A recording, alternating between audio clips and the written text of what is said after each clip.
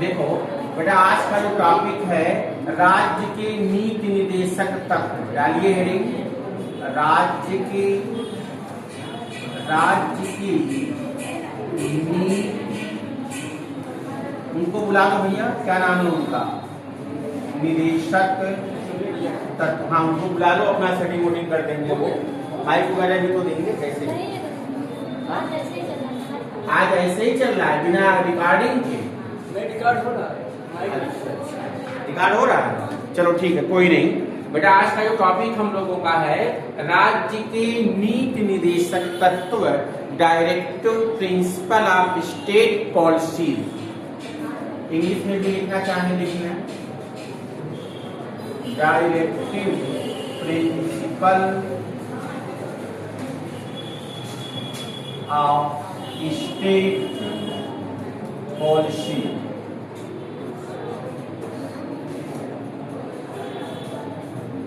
इसको short form में हम लोग डीपीएसपी कहते हैं। क्या कहते हैं? डीपीएसपी। अब देखो, ये हमारे संविधान के किस भाग में है बेटा?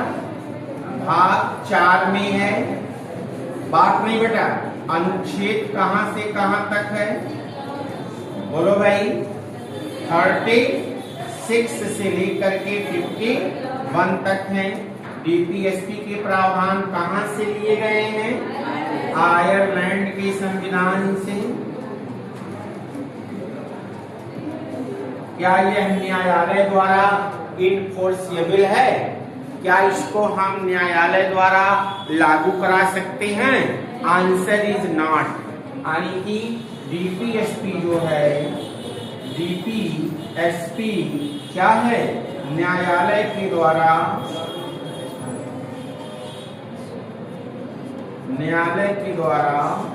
लागू नहीं कराया जा सकता। Not enforceable by the court. इसका ऑब्जेक्टिव या उद्देश्य क्या है? डीपीएसपी का उद्देश्य क्या है? एक कल्याणकारी राज्य की स्थापना करना, तो स्टेब्लिश वेलफेयर स्टेट। एक कल्याणकारी राज्य की स्थापना करना, इस्टेब्लिशमेंट ऑफ वेलफेयर स्टेट। अब इस चीजों को समझ लीजिए, समझिए कि जो directive principle of state policies है, इसका उद्देश्य है एक कल्याणकारी राज्य की स्थापना करना। तो बात ये आती है कि कल्याणकारी राज्य होता क्या है? What is the welfare state? इसका क्या मतलब है? एनीवन कोई बता सकता है कि कल्याणकारी राज्य का मतलब क्या होता है? कोई बताए? कोई आइडिया नहीं किसी को? कोई बात नहीं। कल्याणकारी राज्य का मतलब एक हम ऐसे राज्य की स्थापना करने का विचार या ऑब्जेक्टिव या उद्देश्य है जिसमें कोई भी व्यक्ति जो विकास की मुख्य धारा से दूर हो गया हो या हाशिए या मार्जिनल पे चला गया हो, ऐसे लोगों को विकास की मुख्य धारा से जोड़ना। यानी कि खास करके जिनके पास रिसोर्सेस उपलब्ध नहीं है, अभाव है, शारीरिक रूप से विकलांग हैं या ओल्ड एज हैं, ऐसे लोगों को जो निःशक्त हैं, वीकर सेक्शंस हैं, इनको समाज की मुख्य धारा से क्या करना है? जोड़ना है। यानी कि वेलफेयर स्टेट का ऑब्जेक्टिव क्या है कि एक ऐसे राज्य की स्थापना करना जिसमें सभी व्यक्तियों को रोटी, कपड़ा, मकान, शिक्षा और स्वास्थ्य आने की जो बेसिक बुनियादी चीजें हैं उनको हम क्या कर सकें? प्रोवाइड कर सके, उनको हम उपलब्ध करा सके। ऐसे राज्य को हम क्या कहेंगे? कल्याणकारी राज्य कहेंगे, वेलफेयर स्टेट कहेंगे, जिसमें सभी लोगों का क्या हो? उत्थान हो, विकास हो। जो व्यक्ति किसी कारणवश शोषण के शिकार हो गए या विकास की मुख्य धारा से क्या हो गए, दूर हो गए। उनको विकास की मुख्य धारा में ला करके उनके जीवन स्तर को क्या करना है, अपलिफ्ट करना है, उनके जीवन स्तर को बेटर करना है। ये उद्देश्य है किसका, डीपीएसपी का। यह प्रावधान हम लोगों ने कहां से लिया है, आयरलैंड से लिया है। किस संविधान के किस भाग में है, 4 में है। ठीक, अनुच्छेद पूछ लेता है कहां से कहां तक, 36 से 51 तक है। क्या इसको हम न्यायालय द्वारा लागू करा सकते हैं? तो बेटा आंसर इज नॉट। क्यों नहीं लागू करा सकते?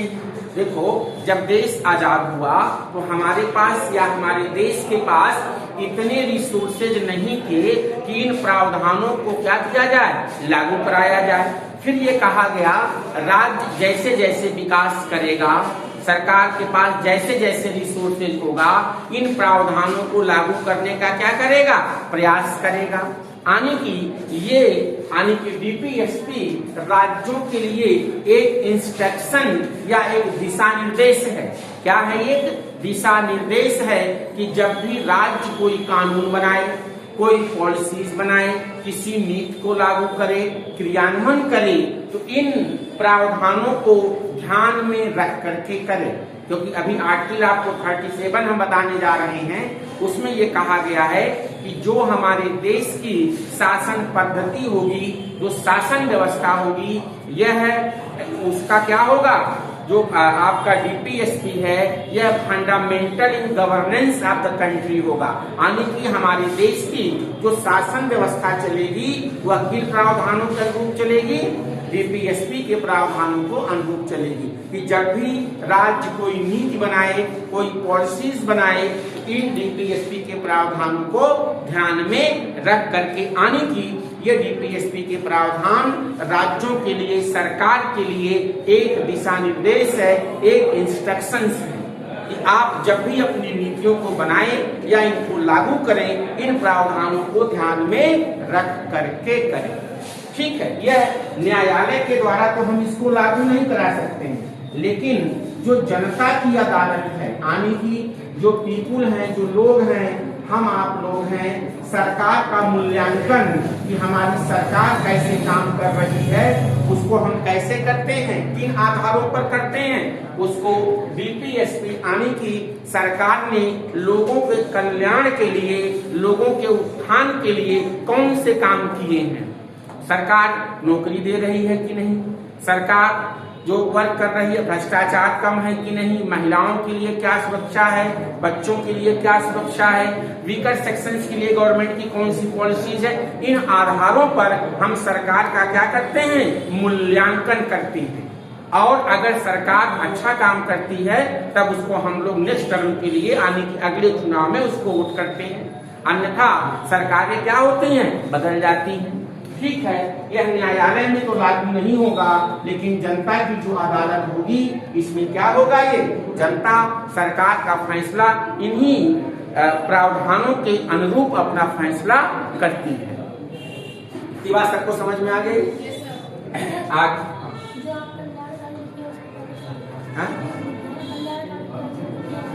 हाँ, कल्याणकारी लिखे हैं,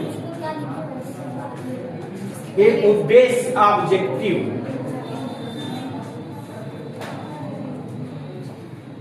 डीपीएसपी का उद्देश्य, डीपीएसपी का उद्देश्य क्या है, कल्याणकारी राज्य की स्थापना करना। ठीक, अब देखिए आर्टिकल 36 समझिए। सबसे पहले आर्टिकल नंबर 36,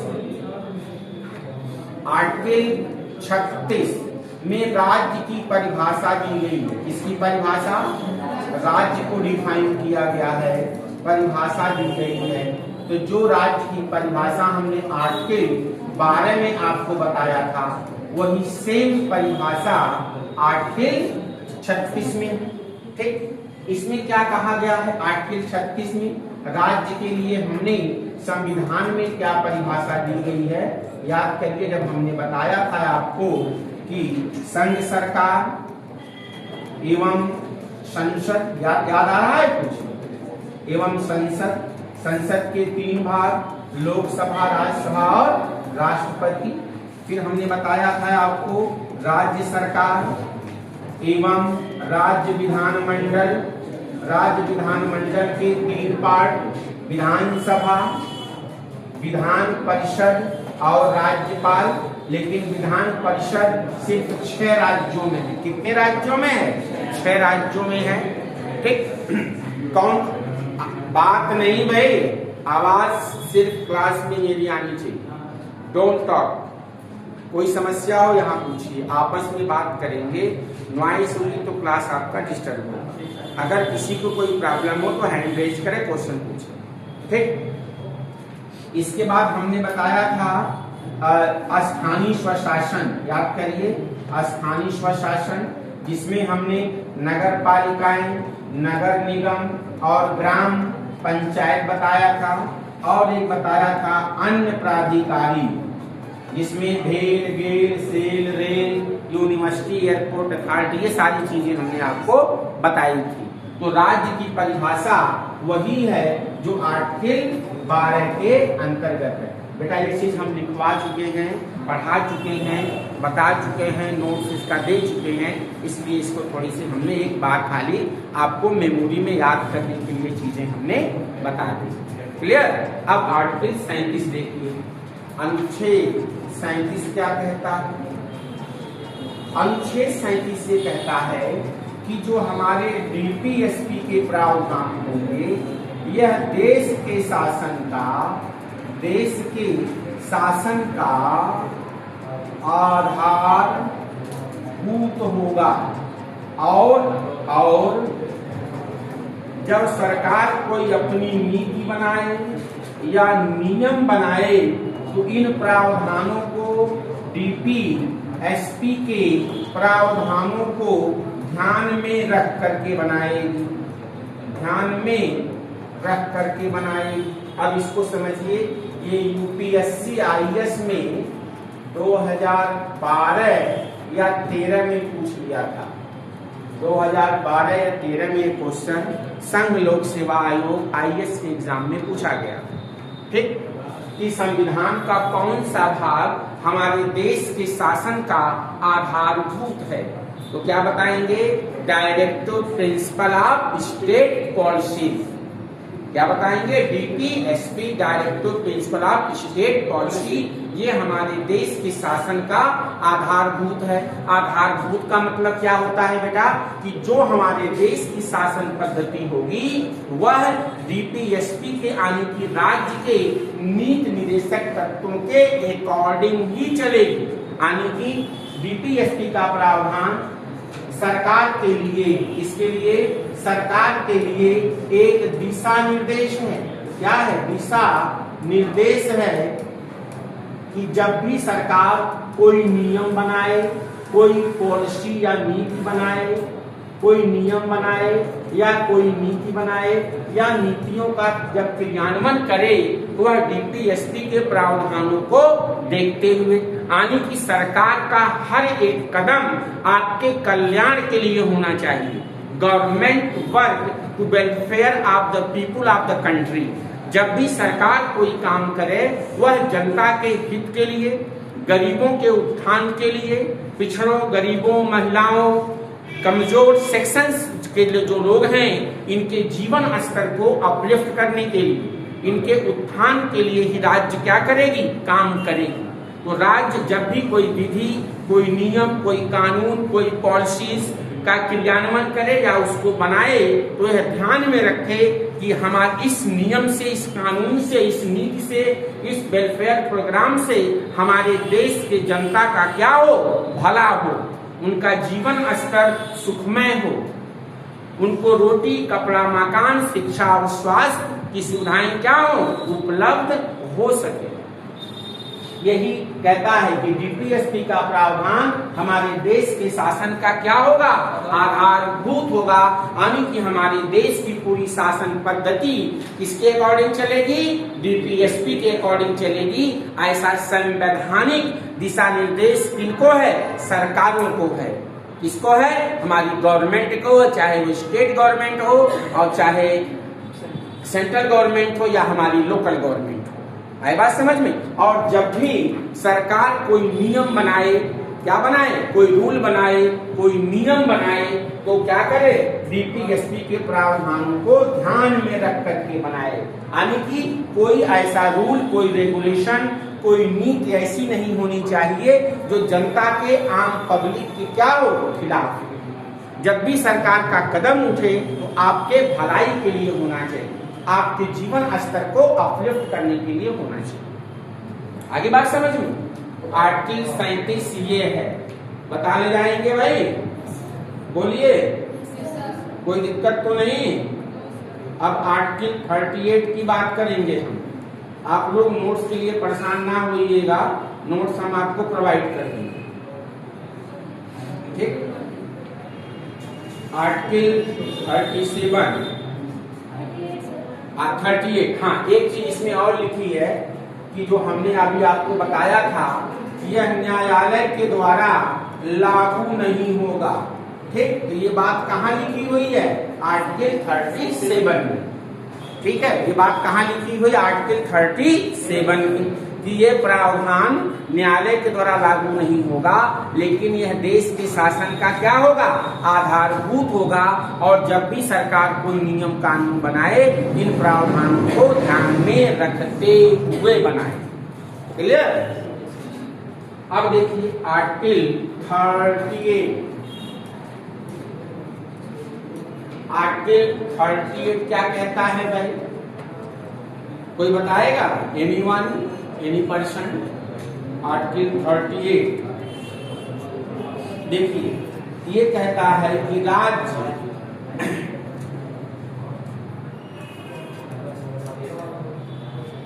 एक बात आती है न्याय और एक बात आती है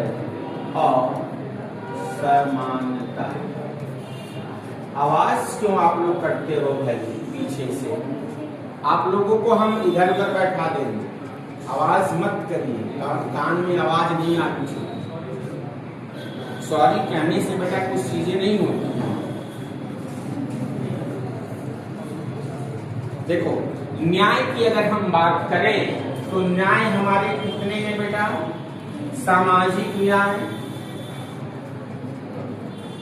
आर्थिक न्याय और राजनैतिक न्याय। जब हम आपको प्रस्तावना पढ़ाए थे तब इन चीजों को हमने समझाया था कि न्याय हमारे संविधान में कितने रूपों में है, प्रस्तावना में 3 रूपों में है, सामाजिक न्याय, आर्थिक न्याय और राजनैतिक न्याय। तो जब भी सरकार कोई नियम, कोई कानून, कोई पॉलिसीज बनाए, इन प्रावधानों को ध्यान में रखते हुए, यानी सरकार का काम है एक ऐसे राज्य की स्थापना करना जहां पर लोगों को राजनैतिक न्याय सुनिश्चित हो। राजनैतिक न्याय का क्या मतलब होता है कि भारत का प्रत्येक नागरिक प्रधान से लेकर के प्रधानमंत्री तक का चुनाव लड़ सकता है, यानी राजनीतिक रूप से जितने भी पद हैं वो आपके लिए क्या है, ओपन है। बात आती है आर्थिक न्याय की, तो राज्य ऐसी नियम पॉलिसीज बनाए जिससे धन का कंसंट्रेशन ना हो, धन एक जगह एकत्रित ना हो। धन का क्या होना चाहिए, वितरण होना चाहिए। जो आय की असमानता है, इनक्वालिटीज है हमारे समाज में, जो अमीर और गरीब के बीच जो खाई है वो क्या होनी चाहिए, कम होनी चाहिए। असमानता को धीरे धीरे क्या किया जाए, कम करने का प्रयास करें।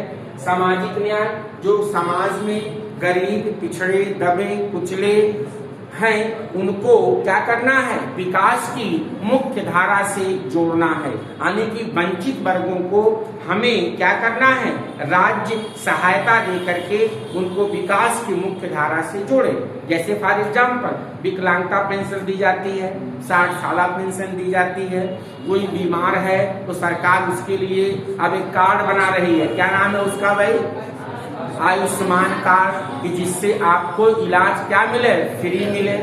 ये सारी चीजें इसी के अंतर्गत आती हैं। कि राज्य का धर्म होगा एक सामाजिक न्याय स्थापित करने का क्या करे, प्रयास करे, यानी लोगों को जो मूलभूत सुविधाएं हैं उससे लोग वंचित ना हो। मनरेगा आर्टिकल 42-43 के अंतर्गत आता है, 43 में आता है, काम पाने का अधिकार। अब देखिए भाई, असमानता को राज्य समाप्त करेगी। अब जो अमीरी और गरीबी की खाई है, असमानता, इनइक्वालिटी, यानी कि अमीरी और गरीबी की के बीच जो गैप है, इसको धीरे धीरे सरकार क्या करेगी, कम करने का प्रयास करेगी। लेकिन दुख की बात है, यह कम करने के बजाय ये क्या है, बढ़ रहा है। हमारे समाज में असमानता कम होने के बजाय असमानता क्या हो रही है, बढ़ रही है। भारत की दिक्कत यह है कि हमारे यहाँ 80% जो धन संपदा है, प्रॉपर्टी है, वो मात्र 20% लोगों के हाथों में।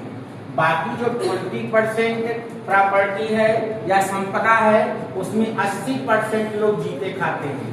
यानी भारत में 80% लोग ऐसे हैं जो अपने लिए 2 वक्त की रोटी या कह सकते हैं किसी तरह से अपना जीवन यापन करते हैं, एक सामान्य जिंदगी से भी कम में जीते हैं। लेकिन 20% लोग हमारे देश में ऐसे हैं जिनके पास किसी भी चीज की कोई कमी नहीं है। तो हमारे देश में असमानता कम होने के बजाय असमानता क्या हो रही है, बढ़ रही है। यानी कि सरकार को और ज्यादा ध्यान देने की जरूरत है अपने वेलफेयर स्कीम पर। आई बात समझ में? इतनी बात समझ में आ गई आप लोगों को भाई? अब आर्टिकल 38 देखिए, 39, आर्टिकल 39 कहता है,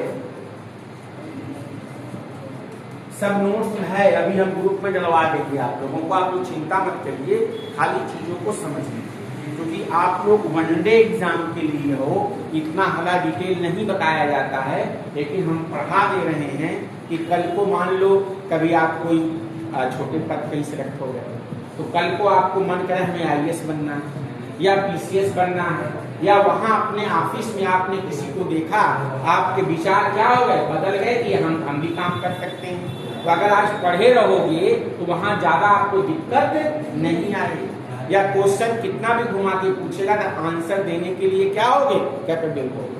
वरना खाली कुछ ही आर्टिकल हैं जो आपको बता दिए जाते हैं, बाकी चीजें क्या कर दी जाती हैं, हटा दी जाती हैं, स्किप कर दी जाती हैं। लेकिन हम कोई चीज ऐसा नहीं है जो छोड़ना चाहते हैं कि सारी चीजें आपकी क्या हो जाएं, कवर हो जाएं। आप चीजों को समझे कि हाँ हमने पढ़ा है और कहीं से क्वेश्चन आए तो हम करने के सक्षम। अब देखिए आर्टिकल 39 कहता है, राज्य को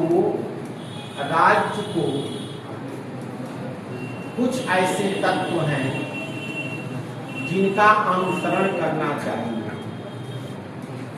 अनुसरणीय तत्व, राज्य के लिए कुछ अनुसरणीय तत्व, यानी कि राज्य क्या करेगा, इन चीजों का अनुसरण करेगा।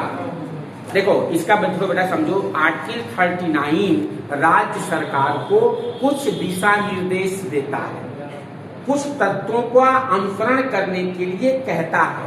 यानी कि राज्यों के ऊपर एक कॉन्स्टिट्यूशनल मैंडेट तो नहीं कह सकते हैं, लेकिन एक कॉन्स्टिट्यूशनल ऑब्लिगेशन है, संवैधानिक दायित्वों के निर्वहन के लिए कुछ तत्वों को जब भी राज्य कोई नियम कानून, कोई पॉलिसीज, कोई नीति बनाए, इन चीजों को ध्यान में रख करके, जैसे पहला इसमें है महिला और पुरुष, चाहे महिला हो चाहे पुरुष हो, दोनों के जो आजीविका के संसाधन हैं, जैसे महिलाओं के लिए भी सारे दरवाजे खुले हो, चाहे वो आर्मी हो, चाहे वो पुलिस फोर्स हो, चाहे वो मेडिकल हो।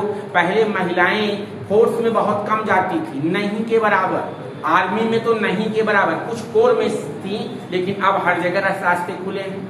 महिलाएं कभी BSF में, या जो आपके पैरामिलिट्री 5 फोर्सेस हैं, ITBP, BSF, CRPF, SSB और एक और कौन है भाई, CISF, ये 5 फोर्सेस हैं। इसमें महिलाएं पहले नहीं के बराबर जाती थी, नहीं जाती थी। अब देखिए हर कोर्सेज में महिलाओं के लिए दरवाजे क्या कर दिए गए हैं, खोल दिए गए हैं।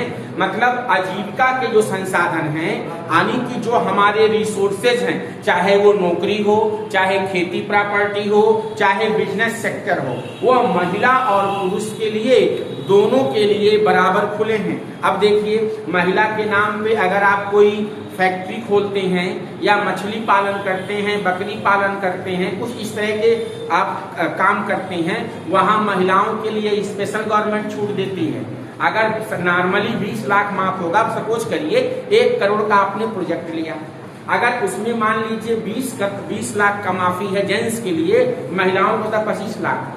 यानी महिलाओं को उद्यमी या एंटरप्रेन्योर बनाने के लिए गवर्नमेंट क्या करती है, प्रमोट करती है कि लोग महिलाओं के नाम से करें, जिससे उनको हम ज्यादा छूट दें। यानी कि महिलाओं के लिए भी सारे रास्ते क्या हैं, खुले हुए हैं। तो चाहे पुरुष हो या महिला हो, सभी के लिए क्या होना चाहिए, बोलो भाई, सभी के लिए क्या होना चाहिए, जितने भी नौकरियां हैं, बिजनेस है, सभी तक पहुंच बराबर होनी चाहिए। अब ये नहीं कि ये पुरुषों के लिए आरक्षित कर दो, महिलाओं के लिए ना हो, तो ऐसी व्यवस्था नहीं बनाई जाएगी। सरकार की ये पूरी जिम्मेदारी होगी कि धीरे धीरे जो महिला और पुरुष के बीच जो गैप है, चाहे वो सर्विस सेक्टर में देखिए, आप देखिए आपकी महिलाएं कितनी हैं सांसद, 12 से 13% सांसद है, जबकि महिलाओं का पॉपुलेशन लगभग कितना है, 49% के आसपास, 48% लगभग 49% है, पुरुष लगभग 51% है। तो महिलाएं भी तो 49% होनी चाहिए सांसद में, लेकिन है कितनी, 12-13% है। यानी महिलाओं की संख्या क्या है, कम है, शायद 75 सांसद हैं। कितने सांसद टोटल है, 75-76 सांसद। और होनी कितनी चाहिए भाई, 545 सीटें हैं, तो आधा अगर आप करोगे तो 272 होनी चाहिए ना। अरे 272 कम से कम 250 तो होना ही चाहिए, है कितनी, इनकी संख्या क्या है, कम है। इसीलिए 33% सीटें किसके लिए कह रहे हैं, महिलाओं के। तो महिला और पुरुष दोनों के लिए जो संसाधन है, वहां दोनों की पहुंच होनी चाहिए। आई बात समझ में, यानी कि दरवाजे दोनों के लिए क्या होने चाहिए, खुले होने चाहिए। इसके बाद देखिए अगला है समुदाय के जो भौतिक संसाधन हैं,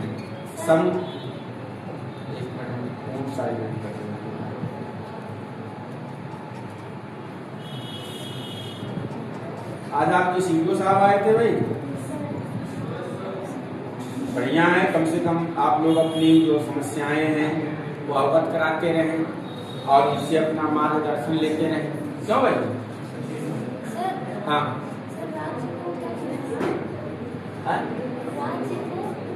राज्यों को अनुसरणीय कुछ तत्व, राज्यों को अनुसरणीय या राज्यों के लिए अनुसरणीय कुछ निदेशक तत्व।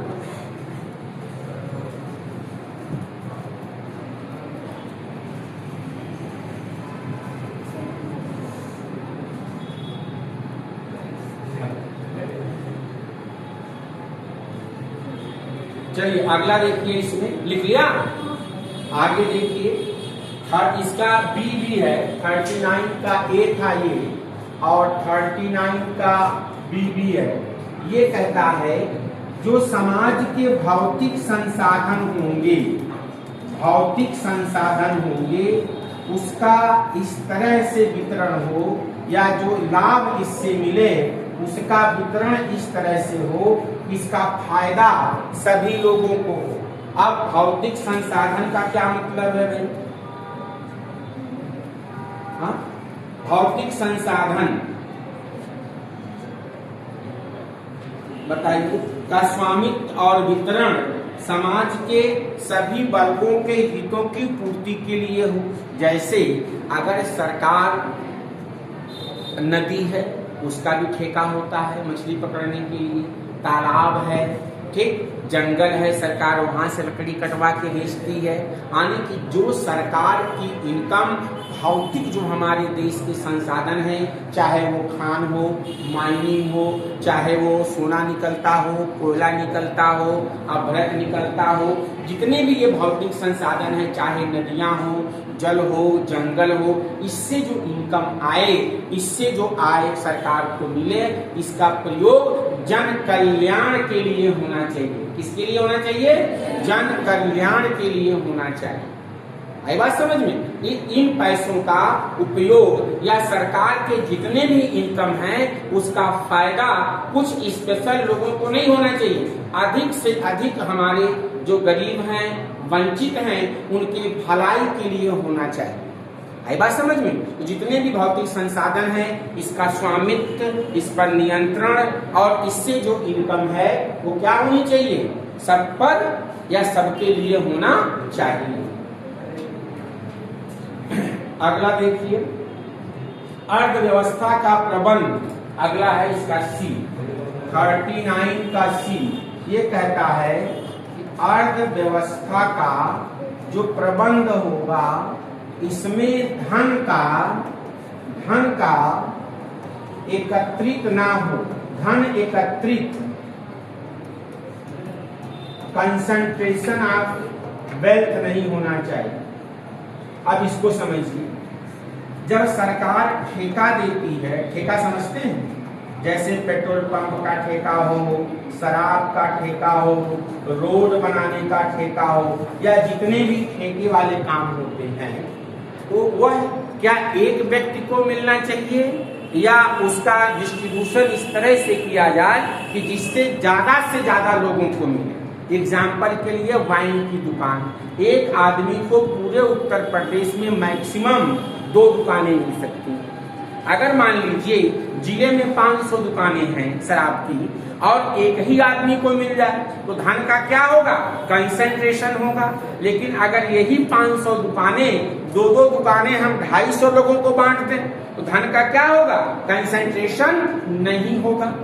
तो राज्य इस तरह से व्यवस्था बनाए कि जो भी व्यवस्था बनेगी उसमें धन का एक्युमुलेशन नहीं होना चाहिए। सारे ठेके अडानी अंबानी को नहीं मिलना चाहिए, सबको मिलना चाहिए। और भी बिजनेस करने वाले लोग हैं, एक ही कंपनी को सारा ठेका नहीं मिलना चाहिए। इससे क्या होगा? धन का कंसंट्रेशन होगा। तो राज्य ऐसी व्यवस्था बनाए कि जिसमें धन का कंसंट्रेशन ना हो। अब इसमें लॉटरी सिस्टम होता है बेटा, ठेका के लिए लॉटरी निकलती है। आप ऑनलाइन पोर्टल पे जाके फॉर्म अप्लाई करोगे, उसके बाद लॉटरी निकलेगी, इसकी किस्मत अच्छी होगी। ये ठीक है, मतलब इसका कुल मिला के ऑब्जेक्टिव यही है। क्या ऑब्जेक्टिव है? कि धन का कंसंट्रेशन नहीं होना चाहिए। अगला देखिए, महिला और पुरुष को equal pay for equal work. ये वेरी इंपॉर्टेंट पॉइंट है जो आपके वनडे एग्जाम के लिए आर्टिकल 39 का डी, वेरी वेरी इंपॉर्टेंट।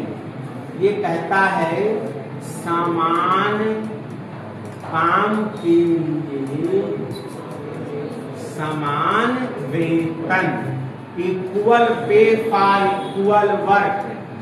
एक समान काम के लिए समान वेतन, equal pay for equal work. ये कहता है चाहे महिला हो या पुरुष हो, दोनों को समान काम के लिए समान वेतन होना चाहिए। एक बात बताइए, आपने एक महिला को काम पे लगा दिया और एक पुरुष को। महिला मान लीजिए 1 घंटे में 5 टोकरी बनाती है, कहीं टोकरी बनाने की फैक्ट्री है, और पुरुष मान लो 8 बनाता है टोकरी, ये 5, तो दोनों को सेम वेतन देंगे या अलग अलग देंगे? हाँ, क्यों? तो एक ज्यादा कर रहा है, एक कम कर रहा है। समान काम के लिए समान वेतन, अगर काम डिफरेंट है तो बताओ भाई, पीछे से बॉयज बताओ भाई, हंस रहे हो, बताओ। समान काम के लिए समान वेतन में महिला है मान लो एक दिन में 5 टोकरी बनाती है और पुरुष है 8 बनाता है, तो दोनों को बराबर पेमेंट करोगे? क्यों? इसमें संख्या मतलब संख्या नहीं देखेगा। बताओ भाई, ये ज्यादा कर रहा है कम? संख्या नहीं देखा जाता। चलो भाई पीछे आप लोग बताओ भाई। देखो भाई सही बात है इनकी, यहाँ अमाउंट ऑफ वर्क नहीं देखते हैं, काम की मात्रा नहीं देखते हैं, क्या देखते हैं? ये देखते हैं कि वर्क ऑफ नेचर समान है, ये भी टोकरी बना रही है, ये भी टोकरी बना रहे हैं। अगर 2 महिला कांस्टेबल हैं, एक पुरुष मान लो, एक पुरुष है एक महिला है, दोनों को सेम सैलरी मिलती है।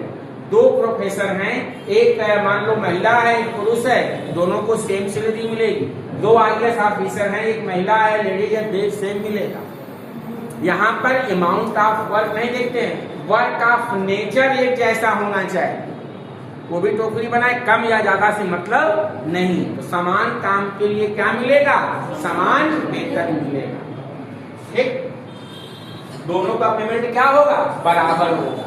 अमाउंट ऑफ वर्क नहीं, नेचर ऑफ वर्क एक जैसा होना चाहिए। अगला देखिए भाई,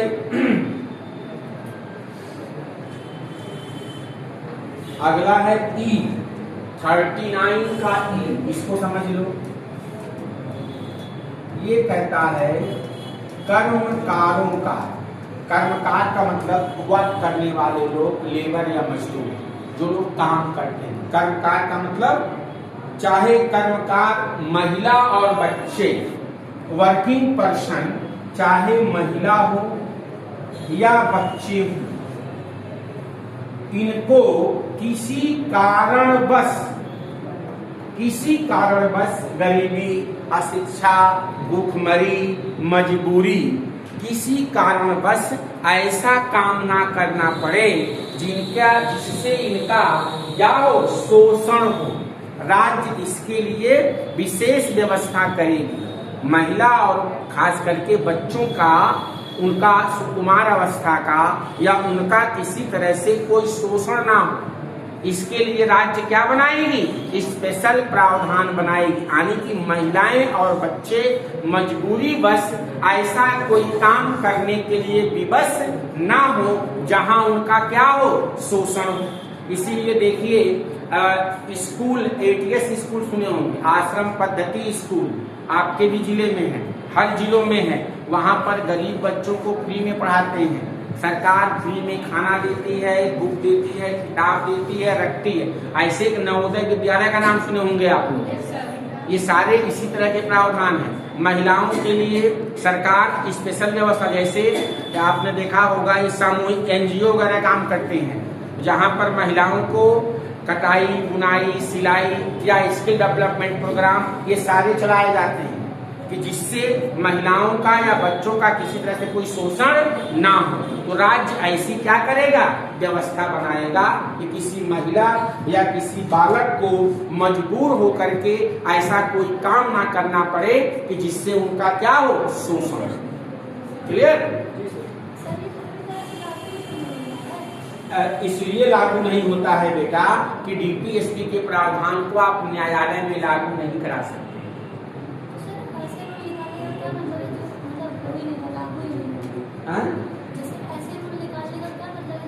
यह राज्यों के लिए दिशा निर्देश है कि राज्य इन सिद्धांतों के अनुसार काम करें। ठीक है, बात तो आपकी सही है।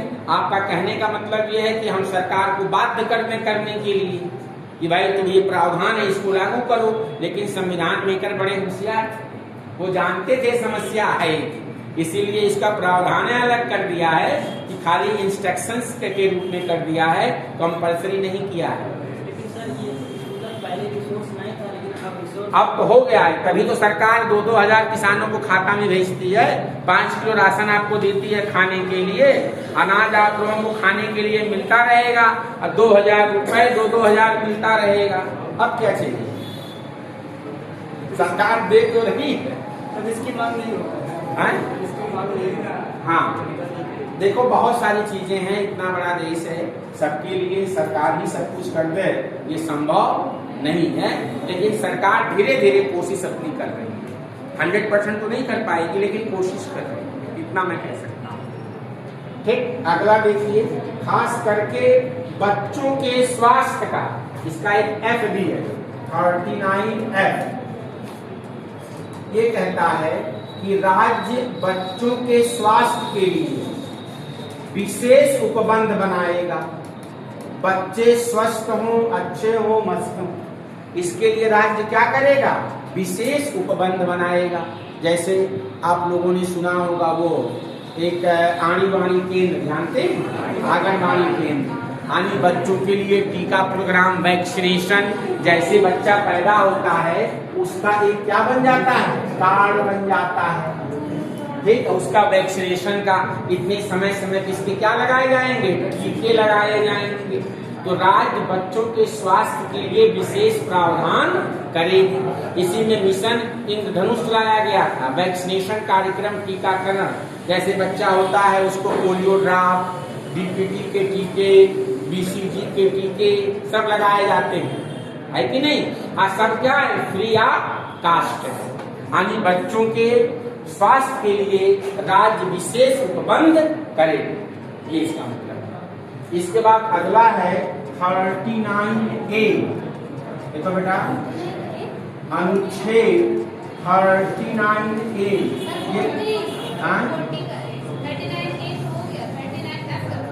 नहीं, ये कैपिटल ए है, नॉट स्मॉल ए। वो हमने आपको 39 स्मॉल ये लिखा हो, कैपिटल ये नहीं लिखा हो। ये बाद में 42 अमेंडमेंट हुआ, संविधान में जोड़ा गया था। ये लिखिए, वेरी इंपॉर्टेंट ये भी है।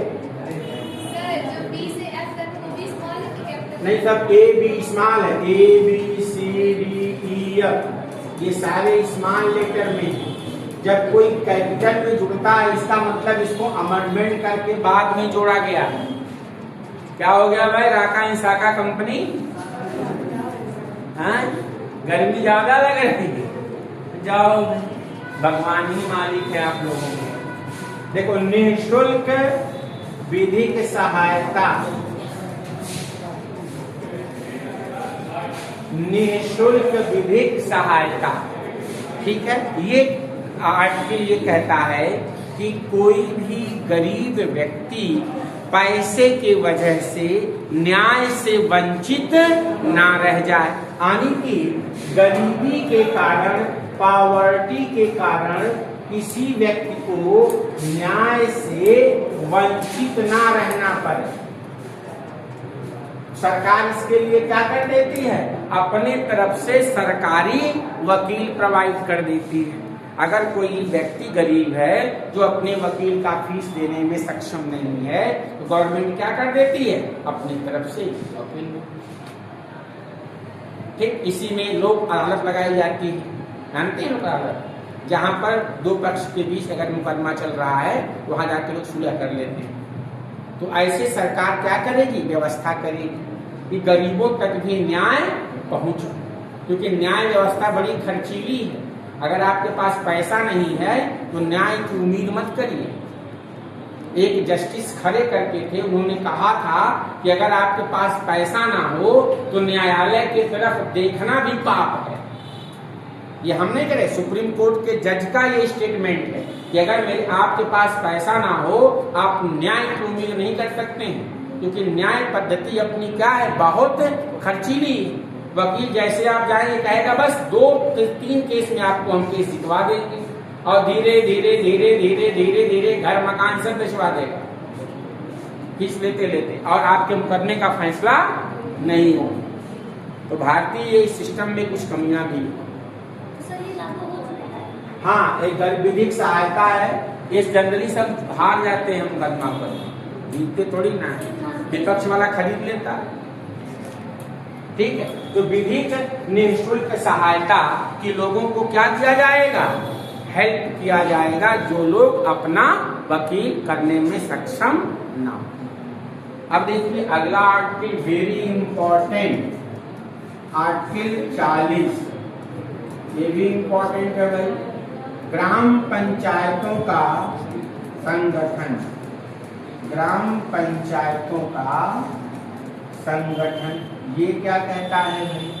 ये कहता है कि राज्य ग्राम पंचायतों का क्या करेगी? गठन करेगी और इनको आवश्यक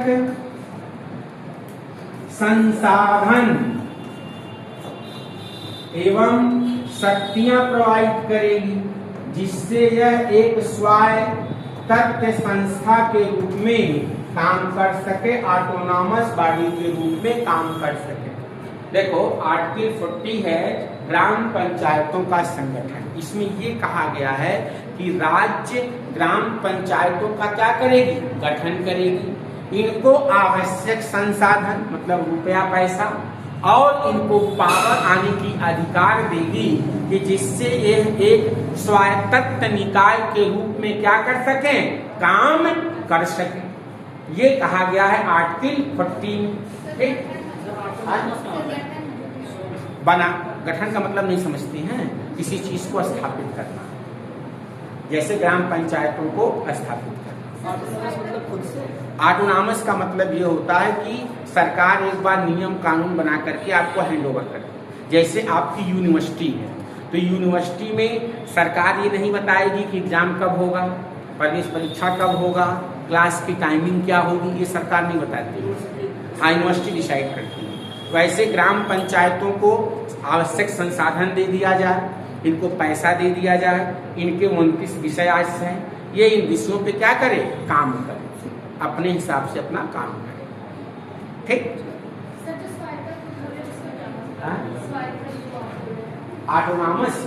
ऑटोनॉमस बॉडी जैसे विश्वविद्यालय जाएंगे, विश्वविद्यालय है तो विश्वविद्यालय के लिए सरकार एक नियम बना देती है। ठीक, अब बहुत सारे काम जो आपका यूनिवर्सिटी है वहाँ की वाइस चांसलर या वहाँ की कार्य समिति तय करती है। परीक्षा हम 12 बजे से करवाएंगे कि 2 बजे से करवाएंगे, इसमें सरकार से कोई लेना देना नहीं।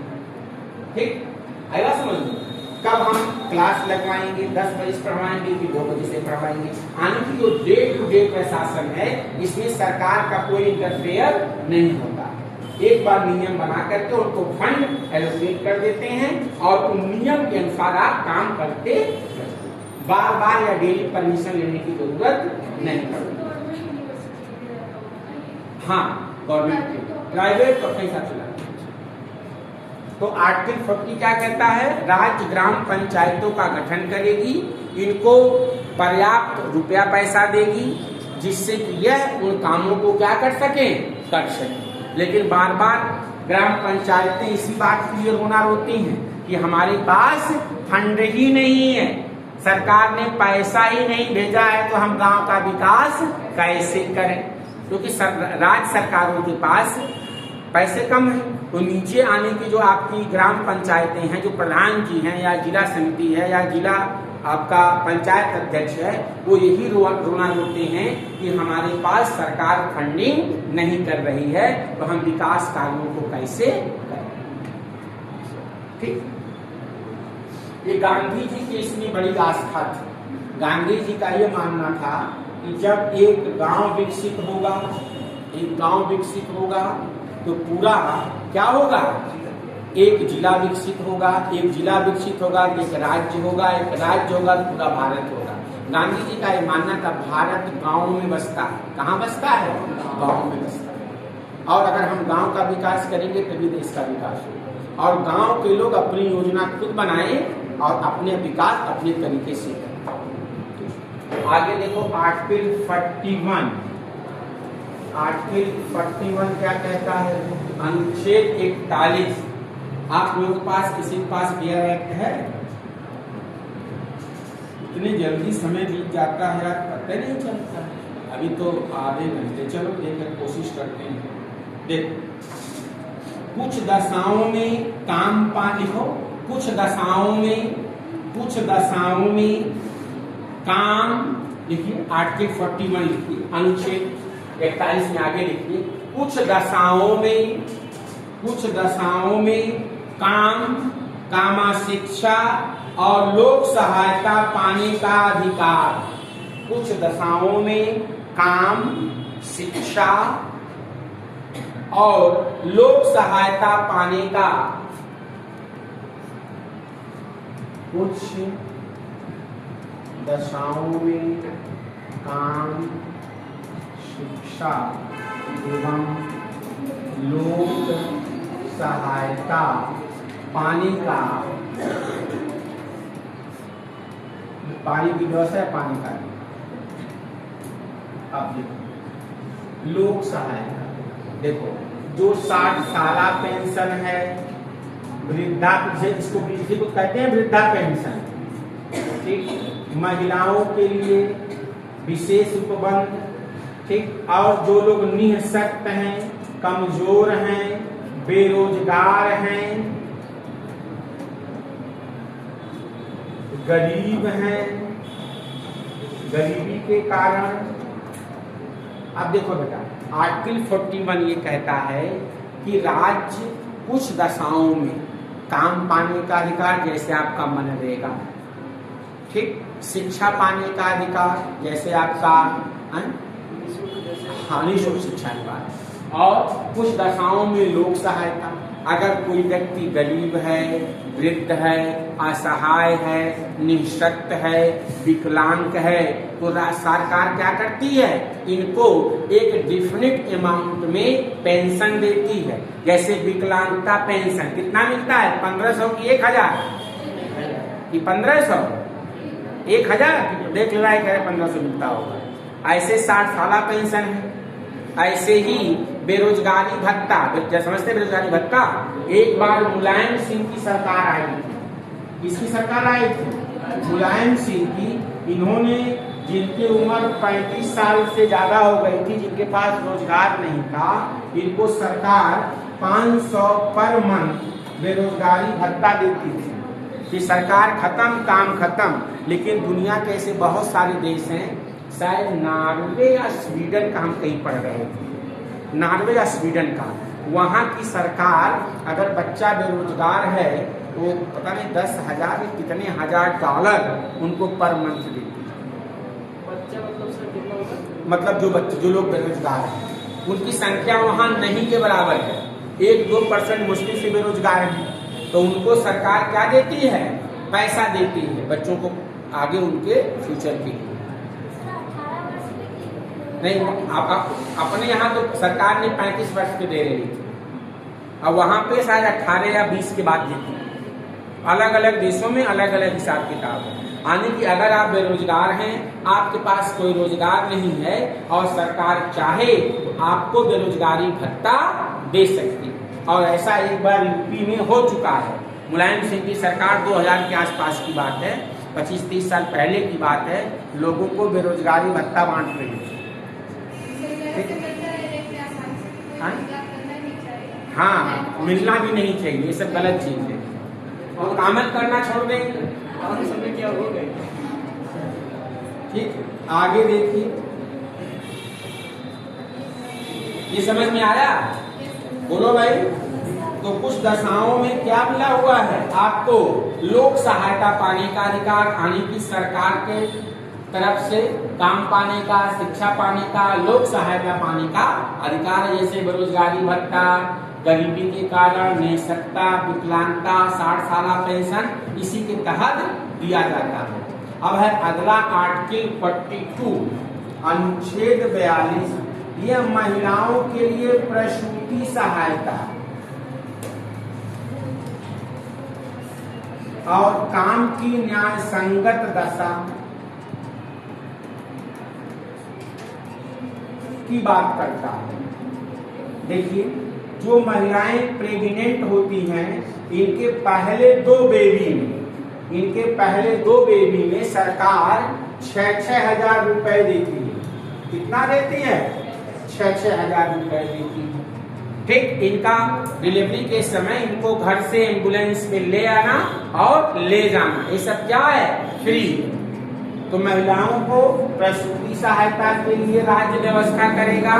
तो जब भी महिला को डिलीवरी के समय जो एम्बुलेंस आता है उसका कोई चार्ज नहीं है, ठीक। और 6,000 शायद 2-2 हजार इंस्टॉलमेंट में आता है, एक ही बार शायद नहीं आता है, 2-3 बार में शायद मिलता है।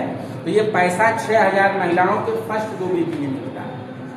इसी के साथ महिलाओं को 6 महीने की पूरी क्या मिलती है, छुट्टी मिलती है, फर्स्ट 2 महीने और पूरी की पूरी आपको तनख्वाह मिलेगी है। अमेंडमेंट के बाद आया कि नहीं, ये पहले से था, नॉट बाय द अमेंडमेंट, ये प्रोविजन पहले से था।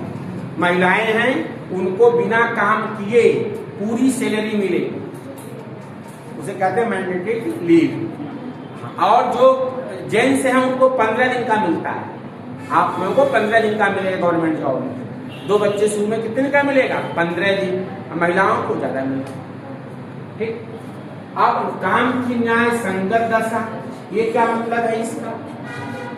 जहां पे आप वर्क कर रहे हो, जैसे मान लो ये आपकी बिल्डिंग है, मान लो 5 मंजिला है, यहाँ पे आप अधिकारी हो, आपके पास एक महिला वर्कर है, एक पुरुष वर्कर है, वहां के मान लो आप सर्वे सर्वा हो, बॉस हो। एक फाइल को एक मंजिल से तीसरे मंजिल पे भेजना है, महिला प्रेग्नेंट है, एक पुरुष है वो नॉर्मल है, तो किसको भेजोगे, महिला को भेजोगे, पुरुष को भेजोगे, पुरुष। आने की जो वर्किंग कंडीशन होनी चाहिए महिलाओं को, खास करके उनके स्वास्थ्य को ध्यान में रख करके ही उनसे काम लिया जाए। या जहाँ पे वो काम करें उनके लिए वॉशरूम अलग, उनके लिए कॉमन रूम अलग, उनकी सिक्योरिटी का ध्यान, ये सारी चीजें होनी चाहिए। पंखा बिजली की व्यवस्था होनी चाहिए, मतलब एक ऐसा इन्वायरमेंट डेवलप हो जहाँ पर लोग फ्री हो करके, माइंड फ्री हो करके आराम से काम कर सके। अभी नहीं कि डर लगा हुआ है तो आदमी काम क्या करे, तो काम की क्या होनी चाहिए, न्याय संगत कंडीशन होनी चाहिए। अभी नहीं कि महिला है जबरदस्ती से काम करवाएंगे। अक्सर महिलाओं को रात में ड्यूटी नहीं लगाई जाती है, पुरुषों को लगाई जाती है। क्यों? क्योंकि भाई महिला की सिक्योरिटी का मामला है, तो जेंट्स का अक्सर रात में ड्यूटी, अगर कहीं शिफ्ट वाइज ड्यूटी है तो पूरी कोशिश की जाती है कि महिला की जो शिफ्ट हो रात में ना हो। लेकिन हम ऐसे लखनऊ जा रहे थे अभी रात में, जब इसके पहले शनिवार शुक्रवार को, तो जो लखनऊ का लखनऊ सिटी स्टेशन, वहाँ 2 बजे रात की बात है, तो जो महिला वहाँ की जो वो थी स्टेशन मास्टर, तो वो दिखा रही थी ग्रीन से, मैं देख रहा था उसको, तो महिला है वहाँ पे 2 बजे रात में ड्यूटी कर रही थी, shift wise, ASMP assistant station master क्या बोलते हैं, सहायक स्टेशन मास्टर। कुछ शहर है इसलिए हो सकता है दे दिया, लेकिन किसी रोड साइड स्टेशन में महिला को नहीं दिया जाता।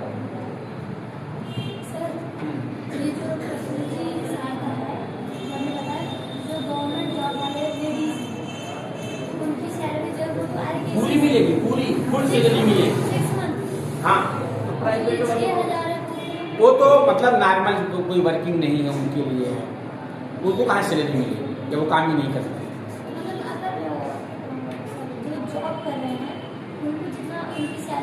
हाँ, वो तो मिलेगी, उनको 6,000। हाँ, अब जो महिला को ऑलरेडी सैलरी तो हर महीने मिल ही रही है, उनको फिर क्या जरूरत है पैसे। जैसे प्राइवेट वालों को उनको पोस्ट देगा पहले, जैसे 6 महीने की सैलरी प्राइवेट वालों को उनको पोस्ट देगा कि नहीं? तो प्राइवेट में नहीं, कहाँ लागू, प्राइवेट वाले नहीं, कुछ नहीं, वहाँ कोई प्रावधान नहीं।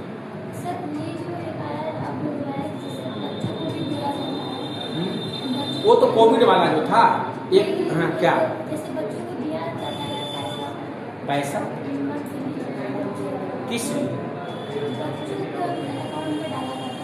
वो तो बीच में कोई सरकार की स्कीम थी जो बच्चियों को होने पर कि कुछ सहायता था कि इतना आप जमा करिए, सरकार इतने दिन बाद आपको इतना पैसा देगी। वो जनरली वो लिंग समानता को मेंटेन करने के लिए कभी कभी सरकार स्कीम निकालती है, टाइम टू टाइम। अगला देखिए, हाँ सरकार चाहे तो कर सकती है, खत्म कर सकती, गवर्नमेंट के ऊपर है। अगला देखिए, 43 कामगारों के लिए निर्वाहक मजदूरी, 43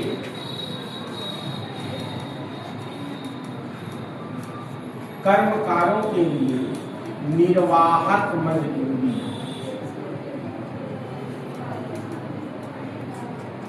इसका मतलब क्या हुआ कि सरकार मिनिमम वेज फिक्स कर देती है कि किसी भी व्यक्ति को इससे कम पैसे में आप काम नहीं करा सकते हैं। तो सरकार टाइम टू टाइम क्या करती है, वेज फिक्स करती है, मजदूरी क्या कर देती है, फिक्स कर देती है।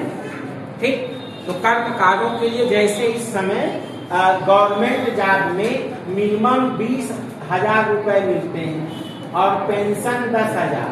कोई भी कर्मचारी होगा, कोई भी चपरासी हो चाहे कोई भी हो, उसकी सैलरी अगर गवर्नमेंट में है तो 20,000 से कम नहीं होगा। संविदा वाले की हम बात नहीं कर रहे, परमानेंट वाले की बात कर रहे हैं।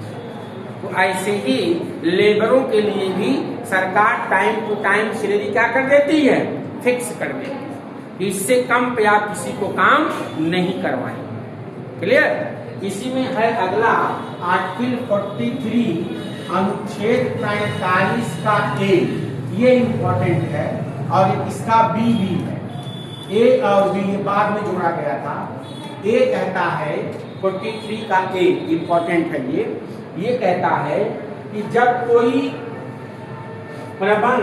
प्रबंधक या प्रबंध जब कोई नियम बनाए या कानून बनाए तो जो उसमें काम करने वाले लेबर या मजदूर हैं तो इनको भी मैनेजमेंट अपने साथ बैठाए। समझिए इसको, जैसे मान लीजिए कोई फैक्ट्री है, उसमें मजदूर काम कर रहे हैं।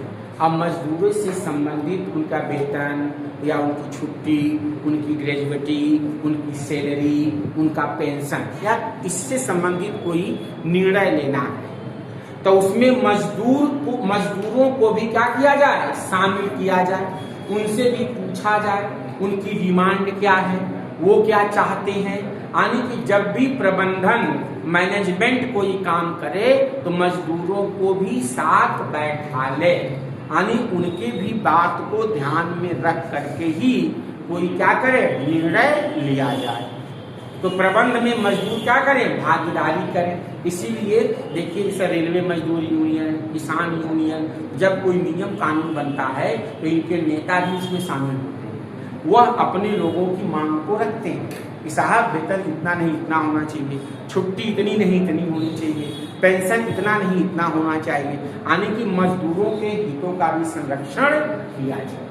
ये इसका मतलब है कि जब भी सरकार कोई भी फैक्ट्री हो, कंपनी हो, तो वहां पर अगर जो काम करने वाले लोग हैं तो जब भी उनसे संबंधित कोई नियम बनाया जाए तो उनको भी या उनकी भी राय जान ली जाए, उनको भी साथ में लेकर के कानून या नियम या कोई वृद्धि या घटना जो भी करना हो उनको साथ में लेकर के किया जाए।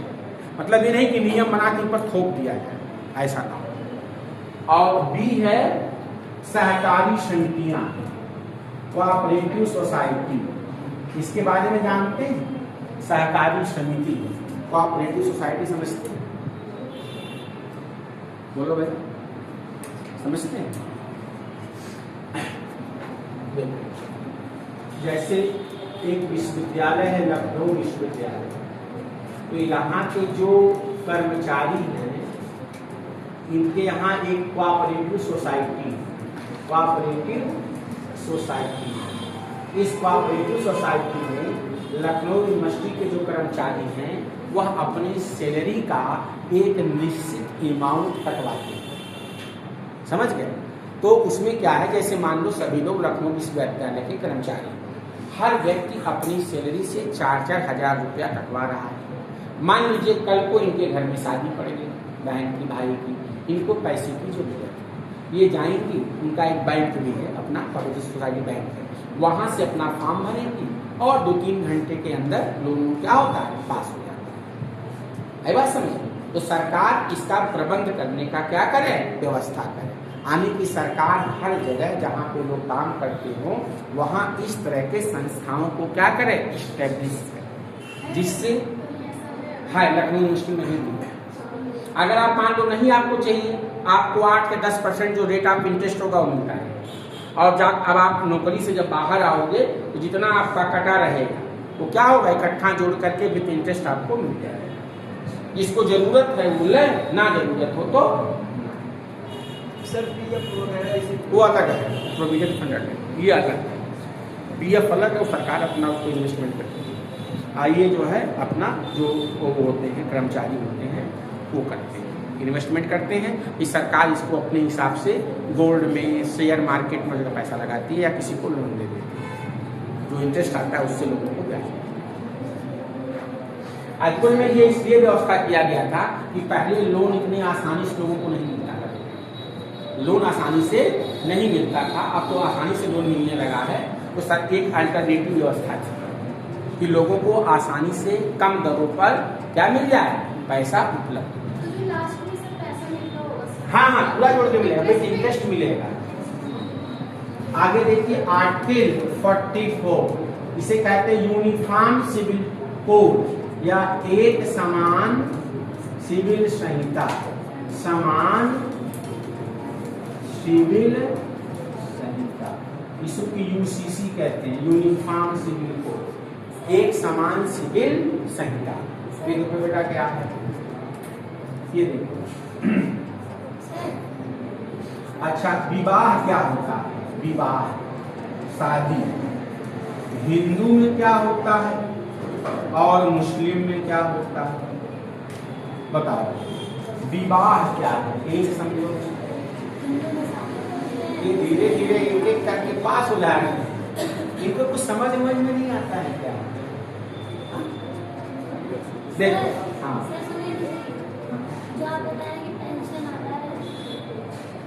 पेंशन नहीं यार, जैसे कर्मचारी आप हो, आपने अपने सैलरी का हर महीने कटवा रही हो, पैसा जमा कर रही हो, अगर आपको जरूरी पड़ा तो लोन आपने ले लिया, विथ इंटरेस्ट जमा करेंगे। अगर आपको जरूरत नहीं पड़ी कभी तो मान लो एक साल में आप 3,000 जमा, एक साल का 36,000, 9% इंटरेस्ट लग जाएगा, चाहे 5,000 जो भी होगा। तो लास्ट में जब आप नौकरी करके निकलोगे तो इकट्ठा 10 लाख 5 लाख जो भी आपका अमाउंट बनेगा आपको मिलेगा। पेंशन बंद हो चुका है तो एक एनपीएस कुछ कटता है, एक सरकार कुछ देगी, आधा आपको आधा सरकार को। पेंशन खत्म हो चुकी है, कोई पेंशन नहीं मिलेगी, अंशदायी पेंशन है।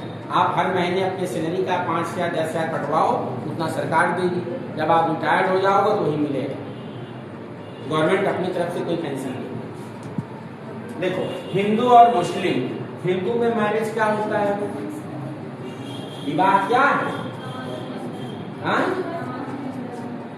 पढ़ी हो क्या? सामाजिक बंधन कह रही है, सोशल नॉट। और मुस्लिम में क्या होता है? हाँ, निकाह होता है। निकाह का मतलब, निकाह एक मुस्लिम में क्या माना, कॉन्ट्रैक्ट माना जाता है।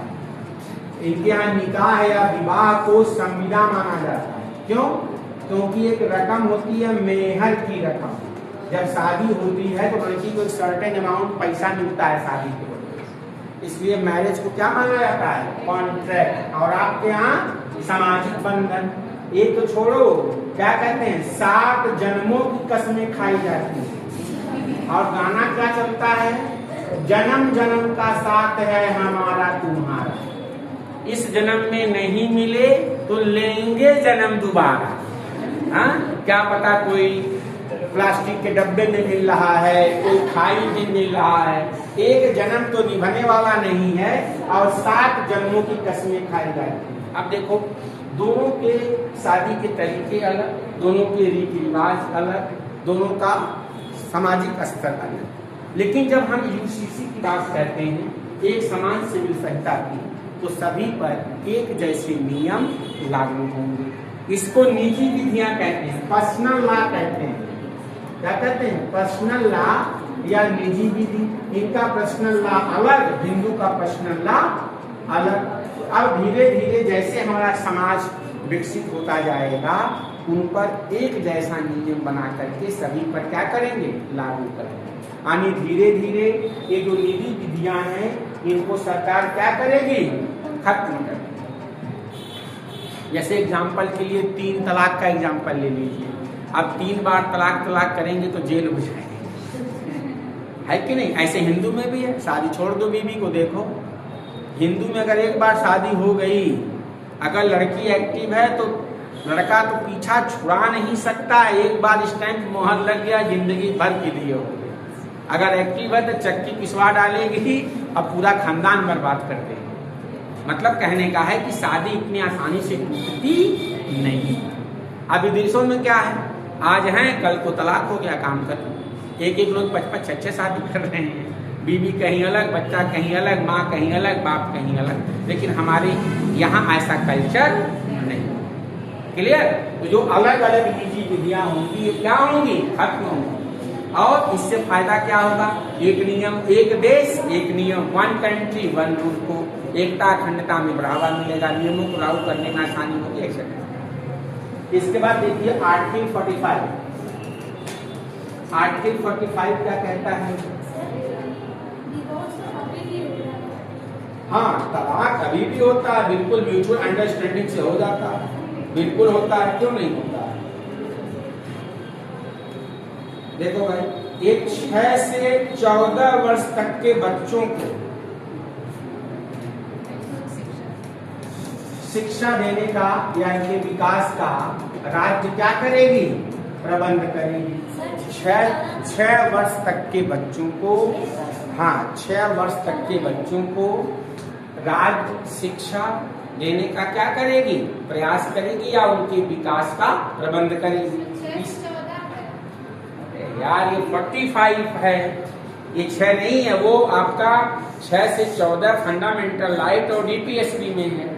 ये में फंडामेंटल ड्यूटी में है, फंडामेंटल राइट में है। ये डीपीएसपी में है 6 वर्ष तक के बच्चों के लिए। ठीक, अब इसी में जैसे आंगनबाड़ी केंद्रों की स्थापना करना, आंगनबाड़ी केंद्रों की स्थापना करना, आंगनबाड़ी केंद्र की स्थापना करना, बच्चों को क्या करना है? पढ़ाना है, लिखाना है, पंजीरी बांटना है, उनके स्वास्थ्य का विकास करेंगे और बाल्यावस्था में उनको शिक्षा का प्रबंध करेंगे। आगे है 47, ये कहता है, सॉरी 46 नॉट 47, 46 कहता है कि जो खास करके SC ST होंगे या weaker section of society, SC ST या वीकर सेक्शन, समाज के कमजोर वर्ग जो होंगे, इनके लिए राज्य इनके शिक्षा के प्रबंध करेगा। जैसे पहले जब लोग बीटेक या बीएड करते थे तो सरकार इनकी फीस पूरी माफ करती थी। आप लोगों को स्कॉलरशिप मिलती है कि नहीं? 5,000 6,000 10,000 कुछ होगा, इसी के तहत मिलता है, चाहे SC हो ST हो या वीकर सेक्शन। इसके लिए आप लोग आय प्रमाण पत्र बनवाते हो, आय प्रमाण पत्र बनवाते हैं, तब आपको क्या मिलता है? स्कॉलरशिप मिलती है। तो जो वीकर सेक्शन है SC ST, इनके लिए सरकार निःशुल्क यानी कि पूरी तरीके से फीस माफ कर देती है। जो लोग बीएड करते हैं, बीटेक करते हैं या और कोई डिग्री कोर्स करते हैं, उनकी पूरी फीस कौन देती है? सरकार।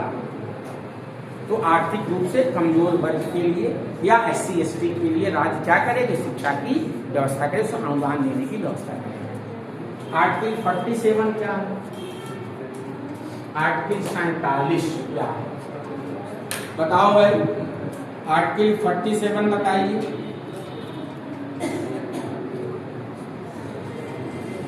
पोषाहार स्तर और जीवन को ऊंचा करने के लिए लोक स्वास्थ्य में सुधार करने का प्रयास करें। पोषाहार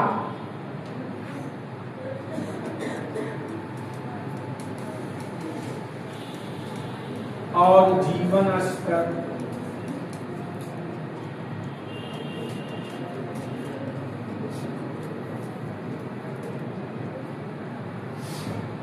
ये बताइए, मार्केट में आप जो लोग खाते पीते हैं, तो देखिए कभी कभी क्या होता है, जब होली दिवाली आती है तो दुकानों के मिठाइयों के सैंपल या पनीर के सैंपल या दूध के सैंपल लिए जाते हैं। यानी कि जो आप मिठाई खा रहे हैं या कोई भी मार्केट से प्रोडक्ट खा रहे हैं, ये सरकार की जिम्मेदारी है कि वो जो भी चीज आप खाते पीते हैं वह स्वास्थ्य के अकॉर्डिंग। एक बार याद करिए, मैगी जो कंपनी है, मैगी जो मैगी बनाती है, इसमें लेड की मात्रा, शीशे की मात्रा ज्यादा थी, तो सरकार ने इस पर बैन कर दिया था और मैगी को अपने सारे मैगी क्या लेने पड़े? कंपनी को वापस लेने पड़े। यानी कि जो भी मिठाई से लेकर के आप कोई भी चीज खाते हैं, मिठाई है, पनीर है, दूध है, मक्खन है, घी है, ब्रेड है, जो भी चीज आप खाते हैं, इसका हर एक का एक नॉर्म होता है, एक मानक होता है। वह प्रोडक्ट मानक के क्या होना चाहिए, अनुसार होना चाहिए। ऐसा नहीं कि आप कुछ भी बेच दो मार्केट में, तरीका ये है। लेकिन अपने यहाँ दुर्भाग्य की बात है कि एक स्टैंडर्ड नॉर्म, जैसे आप कढ़ाई में जब समोसा तलते हैं तो एक बार तेल डाल करके 5 दिन तलते हैं, इसमें जहर बन जाता है बेटा, पॉइजन बन जाता है। एक बार डालिए तो एक बार तलने के बाद बचे हुए तेल को क्या करिए, फेंक दीजिए। लेकिन उसी को बार बार यूज करते हैं। जैसे आम में या फल में, फ्रूट में, जैसे दूध में कितने % चिकनाई होनी चाहिए, बटर इतना होना, मक्खन होना चाहिए, उससे कम है इसका मतलब उसमें क्या है, मिलावट है या उसको निकाल लिया गया, ये है मान। इतना % इसमें घी या मक्खन होना चाहिए, समझ गए। तो इसमें अब बार बार मत तलिए, एक ही बार तलिए, बाकी तो क्या करिए, निकाल लीजिए। लेकिन दुकान वाला उसी में क्या करेगा, जब तक वो खत्म नहीं हो जाएगा मिला मिला के तल के आपको खिलाएगा, समझ गए।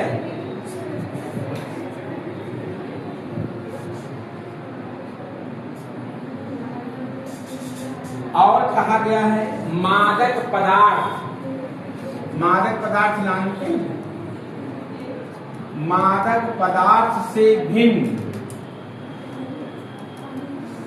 किसी दवा, अगर दवा में मादक पदार्थ का यूज करना है, जैसे खांसी की जो दवा होती है इसमें अल्कोहल मिला होता है, क्या मिला होता है, अल्कोहल मिला होता है, तो वे अलाउ है, दवा के रूप में मादक पदार्थों का प्रयोग किया जाए और चीजों में नहीं। लेकिन सरकार खुद ही शराब बेचवाती है।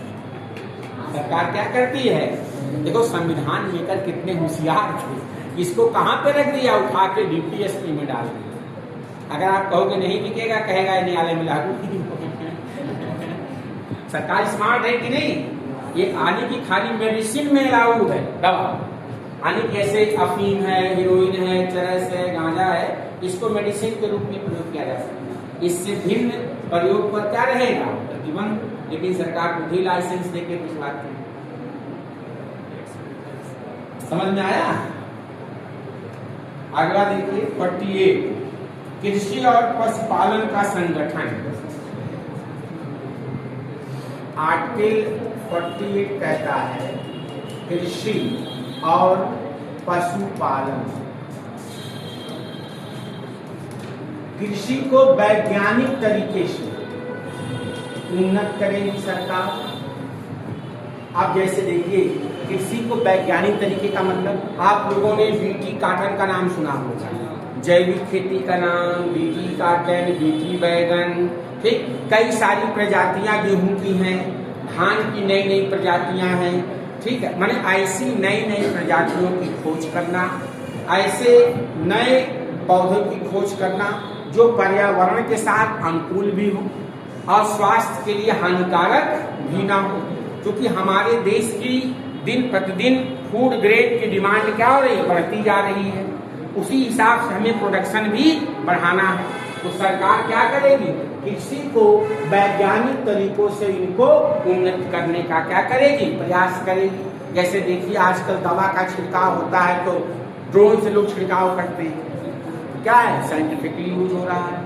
कृषि सेक्टर में आपके नए नए ट्रैक्टर, नई नई मशीनें, कंबाइन मशीनें, सब क्या है, कृषि सेक्टर में विकास भी तो है। नए नए खाद, नई नई वैरायटी, ये सब इसी का क्या है, पार्ट है। यानी कृषि का विकास सरकार करे लेकिन वैज्ञानिक तरीके से। दूसरा है पशुपालन, जो दूध देने वाले पशु, गाय, भैंस, ठीक, इनका स्लॉटरिंग ना किया जाए, इनको काटा ना जाए और इनके नस्लों का विकास किया जाए। खास करके पशु, ऐसे पशु जो भारवाहक, भारवाहक का मतलब जो बोझ ढोते हैं। जैसे पहले बैल जानते हैं, बैल, पहले बैलगाड़ी चलती थी और ये बैलों से भारत में खेत की जुताई होती थी पहले, लेकिन अब कुछ नहीं ऐसा है। जैसे घोड़ा है, गधा है, तो गधा घोड़े के क्रॉस से खच्चर बनता है। खच्चर, खच्चर जानते हैं, हाँ, घोड़ा और गधा का क्रॉस करा करके एक मादा एक नर, इससे खच्चर पैदा होता है। तो खच्चर की विशेषता है घोड़ा से धीमा दौड़ेगा लेकिन गधे से तेज चलेगा।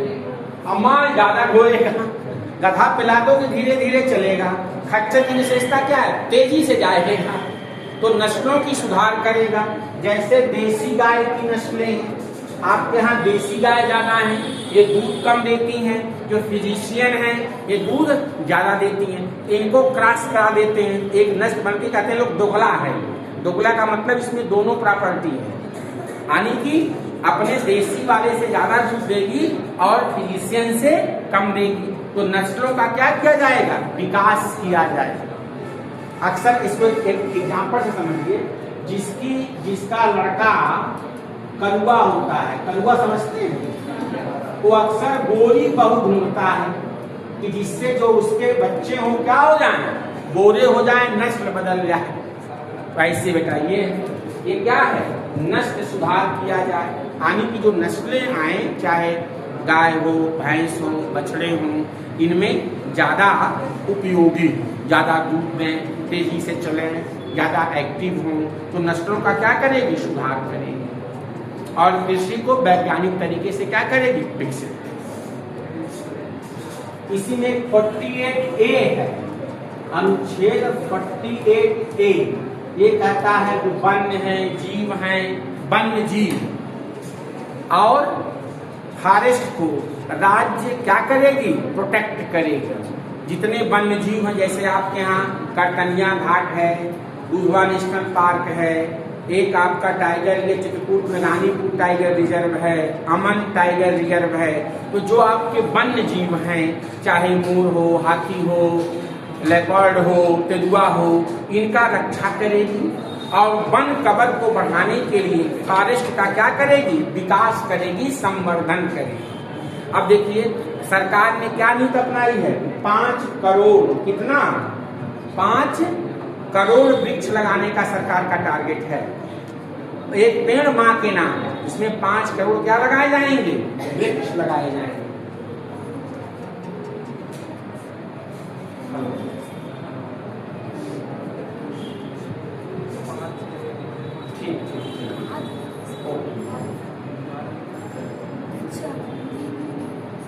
एक बात ये बात समझ में आया? इसके बाद आर्टिकल 49 है। आर्टिकल 49 कहता है, आर्टिकल 49, आर्टिकल 49 कहता है जो स्मारक समझते हैं हिस्टोरिकल, जैसे आपका ताजमहल है, जैसे आपका लाल किला है, ठीक है, या भूल भुलैया है, तो जितने भी स्मारक होंगे या हिस्टोरिकल प्लेसेस होंगे, हेरिटेज होगा, इनका क्या किया जाएगा? राज्य इनका क्या करेगी? इनको विकास करने का, इनको संरक्षित करने का प्रयास करेगी। तो जितने भी हिस्टोरिकल प्लेसेस हैं, चाहे लाल किला हो, ताजमहल हो, भूल भुलैया हो, या कोई किला हो, कोई कोर्ट हो, कोई ऐतिहासिक प्लेस हो, इनको राज्य क्या करेगी? संरक्षित करेगी और इनका विकास करने का क्या करेगी? प्रयास करेगी। और आर्टिकल 50 जो है बेटा, वो है कार्यपालिका और न्यायपालिका क्या होगी? अलग अलग होगी। अगला आर्टिकल है आर्टिकल 50, इसमें कहा गया है कार्यपालिका, हेलो मैंने से बात कर लो और बात कर लो। तो कार्यपालिका और न्यायपालिका क्या होगी? अलग अलग होगी। कार्यपालिका का मतलब मोदी जी और न्यायपालिका का मतलब आपका जस्टिस न्यायालय डिपार्टमेंट, ये दोनों एक नहीं होंगे। ये क्या होंगे? अलग अलग होंगे। अगर दोनों एक हो जाएं, आपको न्याय कैसे मिलेगी? सरकार अगर गलत करे, आपके फंडामेंटल राइट का वायलेशन करे, तो आप क्या न्यायालय और सरकार मिल जाएगी तो न्याय कैसे पाएंगे? इसलिए इन दोनों बॉडी को क्या होना चाहिए? अलग अलग होना चाहिए। और एक आर्टिकल और है, आर्टिकल 51। बेटा जल्दी जल्दी इसलिए हम पढ़ा रहे हैं कि आपके पूरे पूर्णति को 25 लेक्चर में ही खत्म करना है। नंबर ऑफ लेक्चर कितने हैं? 50। इसलिए मेरी मजबूरी है कि हम थोड़ा तेजी से पढ़ा रहे हैं, ये हमारी मजबूरी। ठीक, आर्टिकल 50 कहता है अंतरराष्ट्रीय शांति और सुरक्षा की बात करता है, international piece and security.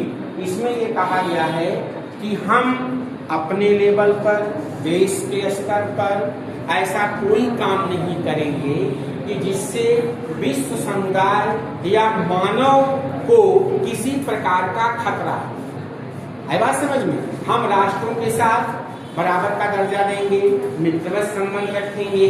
Bharat ऐसा कोई काम नहीं करेगा कि जिससे विश्व मानवता को या विश्व जगत को कोई खतरा हो। है बात समझ में? तो ऐसा हम इंटरनेशनल लेवल पर पीस सिक्योरिटी को बनाने का क्या करेंगे? प्रयास करेंगे। कुल मिलाकर के आपका क्या रहा? DPS। बाकी हम नोट भेज देंगे, उसको पढ़ लीजिएगा। कोई दिक्कत होगी तो कल हमसे क्या करेंगे? आप लोग पूछ लेंगे। लेकिन आप शांति और सुरक्षा